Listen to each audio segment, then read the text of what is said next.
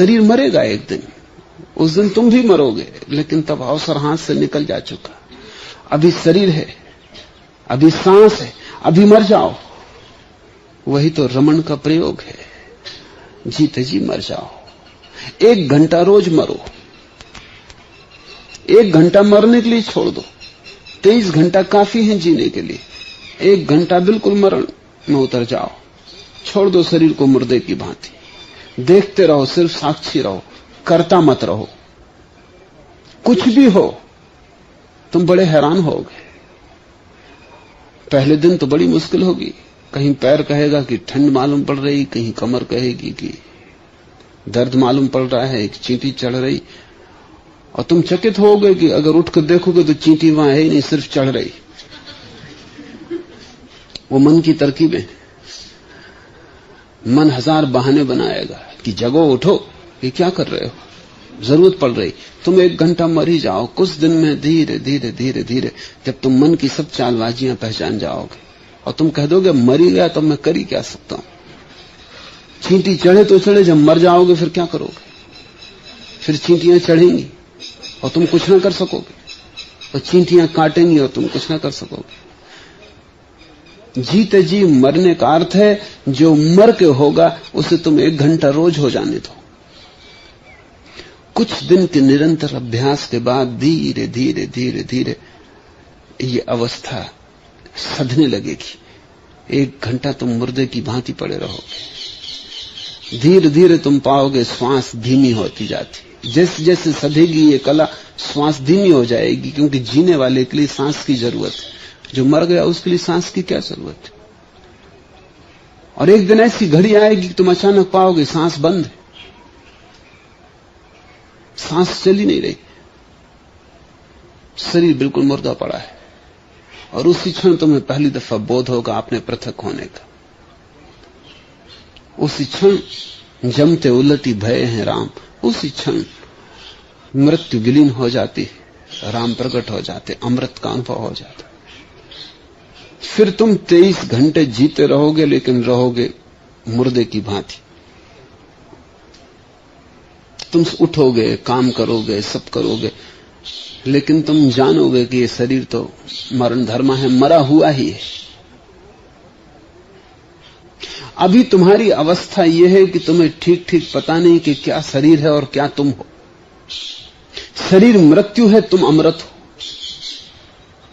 और तुम्हारे मन में बड़ी खिचड़ी हो गई है, वो दोनों मिल गए और तुम अलग नहीं कर पा रहे हो।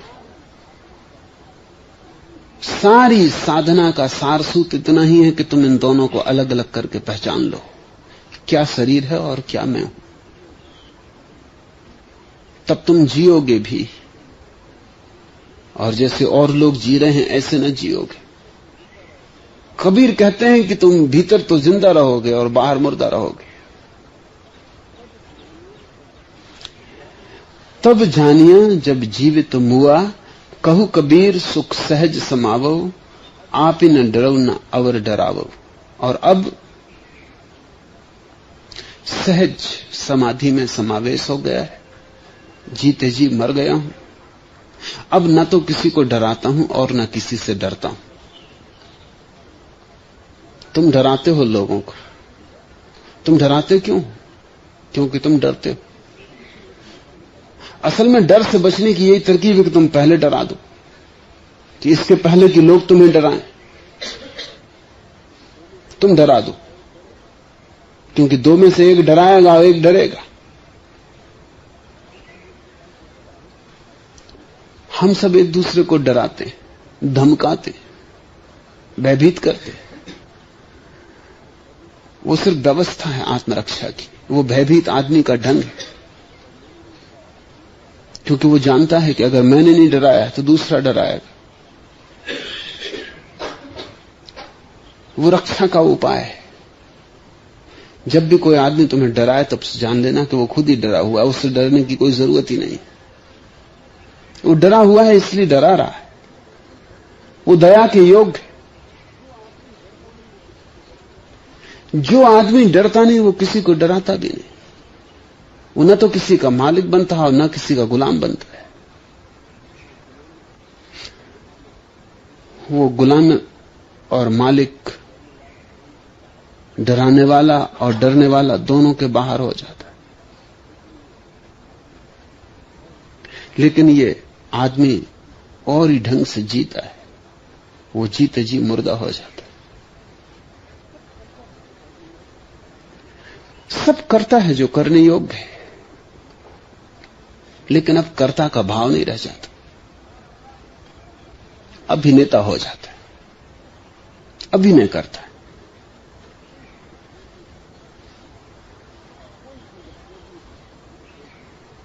कोई चीज अब चोट नहीं पहुंचाती और कोई चीज प्रसन्न नहीं करती। दो तल हो जाते हैं उसके जीवन के, बाहर कृत्य चलता रहता है, भीतर साक्षी बना रहता है। बाहर सब होता रहता है लेकिन खेल रह जाता है, अब इसमें कोई गंभीरता न रही। वो ऐसे हो जाता है जैसे रामलीला के राम, सीता चोरी जाती हैं तो रोते भी हैं, आंसू भी बहाते हैं, चिल्लाते हैं जंगल में कि मेरी सीता कहां है। भीतर कोई रुदन नहीं पहुंचता, भीतर सब साक्षी भाव बना रहता है। पर्दा गिरेगा, घर जाके विश्राम करेंगे। कोई रात सपने में सीता नहीं सताएगी। ये खेल है। और असली राम भी ऐसे ही थे। ये रामलीला झूठी नहीं, क्योंकि असली राम भी ऐसे ही थे, क्योंकि वो भी लीला ही थी। वहां भी सीता का चोरी जाना बाहर बाहर था, वहां भी आंसू बाहर बाहर थे, वहां भी अभिनय था। इसलिए तो हम इसे रामलीला कहते हैं।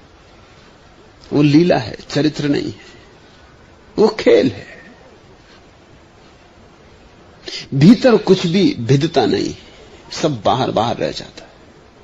ये संसार बाहर बाहर छूता है, भीतर नहीं पहुंचता। ये अर्थ है जीते जी मरे होने का। दुख भी होगा, कांटा चुभेगा तो पीड़ा भी होगी, लेकिन बस बाहर बाहर होगी। भीतर सब अछूता अस्पर्शित रह जाएगा। भीतर रेख भी न पहुंचेगी सुख की दुख की, भीतर कोई लहर ना उठेगी। भीतर सब शांत ही रहेगा, मौन ही रहेगा। भीतर सनातन और शाश्वत का आवास होगा, बाहर परिवर्तन चलते रहेंगे। धूप आएगी, सर्दी आएगी, दिन होगा, रात होगी, बुढ़ापा, जवानी होगी, बाहर सब खेल होगा। भीतर कुछ भी ना होगा, भीतर एक सन्नाटा रहेगा। भीतर एक शून्य होगा, महाशून्य होगा, आकाश की भांति होगा। पक्षी उड़ जाएंगे, पद चिन्ह न छूटेंगे। आकाश कोरा का कोरा रहेगा, पृथ्वियां बनेंगी और मिटेंगी। आकाश में कोई इतिहास टंकित न होगा। युद्ध होंगे, शांतियां होंगी। आकाश में जरा सी भी खलल न पड़ेगी। भीतर आकाश जैसे हो जाओगे तुम, जीते जी मरने का अर्थ है। भीतर के आकाश को ही तुम जियोगे, बाहर की घटनाएं सपने हो जाएंगी। ऐसा भी नहीं कि तुम बाहर से छोड़ के भाग जाओगे। कबीर भागे नहीं, भागने की कोई जरूरत कहां है। जब भीतर तुम मुक्त हो गए, जीते जी मर गए, तो भागना कहां है। तुम जहां हो वहीं रहोगे। कबीर अपना कपड़ा बुनते रहे, कपड़ा बेचते रहे। पत्नी थी, बच्चा था, परिवार था, सब वैसा ही रहा। लेकिन कह कबीर तब जानिया, जब जीवित मुआ, सुख सहज समावो, आप ही न डरो न और डरावो। और अब न डरता हूं और न किसी को डराता हूं। अब भीतर अभय हो गया है, मृत्यु खो गई, अब भीतर राम है। इस स्वर को थोड़ा अपने भीतर संभालने की कोशिश करो।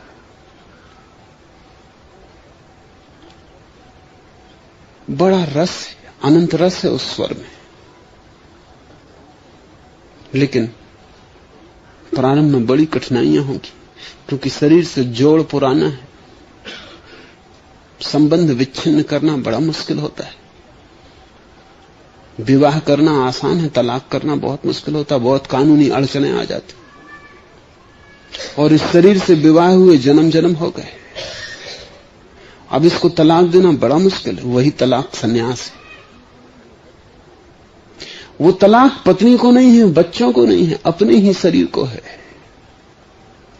वो त्याग किसी और का नहीं, वो अपने ही भीतर मृत्यु और अमृत के क्षेत्रों को अलग करने का है। सब घटनाएं स्वप्नवत हैं, जिसके समक्ष घट रही हैं वही सत्य। उस साक्षी के भीतर जितने ज्यादा तुम रमोगे, उतना ही कबीर की वाणी समझ में आ सकेगी। ये वाणी शब्द से समझने की नहीं है,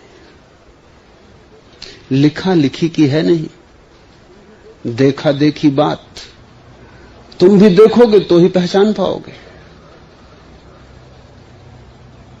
और पहचाना जा सकता है। तुम पूरे समर्थ हो, सिर्फ थोड़ा सा प्रयास जरूरी है, ताकि तुम्हें अपने सामर्थ्य, अपनी शक्ति और अपने साम्राज्य का स्मरण आ जाए। तुम मालिक हो और भूल गए हो, तुम सम्राट हो और भिखारी होकर खड़े हो। बस स्मरण चाहिए, तत्क्षण भिखारीपन मिट जाएगा। साम्राज्य कभी भी खोया नहीं है, वो सदा तुम्हारा है।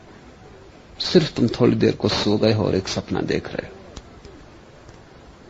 ये सपना तुम्हारा जीवन बन गया है। इस सपने से तुम जाग जाओ तो जीते जी मरना हो गया। तब जानिया जब जीवित मुआ, तुम भी जानोगे तभी जब जीते जी मर जाओगे। ऐसे तो बहुत बार मरे हो, इस बार जीते जी मर जाओ, फिर कोई मरना ना होगा, फिर कोई दोबारा आना ना होगा। जो जीते जी मर गया उसकी फिर कोई मृत्यु नहीं है।